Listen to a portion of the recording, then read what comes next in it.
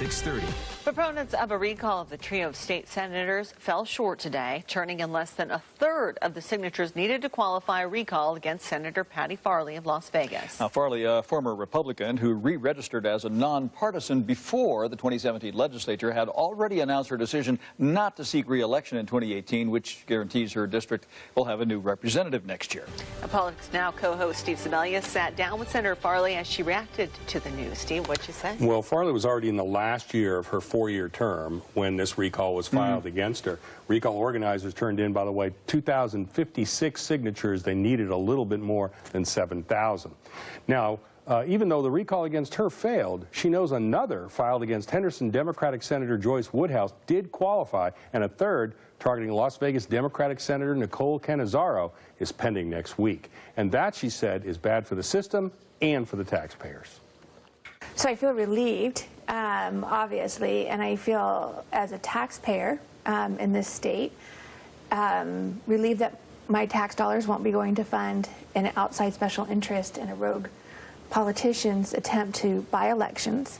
So as a taxpayer, I feel that way. As a legislator who gets to go up and look at our budgets and how underfunded some of our programs are in our state, for anybody to divert tax dollars or resources or try to make the taxpayers a partner in these types of shenanigans, in my mind, is criminal. It's behavior. Now, the rogue Republican, or the rogue politician Farley referred to, is Senate Minority Leader Michael Roberson, who's publicly supported the recalls but has not taken responsibility for them. Farley said her frosty relationship with Roberson was the reason she left the Republican caucus late last year and began caucusing with the Democrats. Now, Farley was elected in 2014, and the demographics of her district have changed in the years since. Under state law, only voters who actually cast ballots in the 2014 election could sign recall petitions. But Farley says petition circulators just failed to make their case. So they apparently thought that their message was strong enough to go out and find these people. And like I said, they're using different messages in different districts. And I think mine, it just didn't work. They just couldn't lie enough.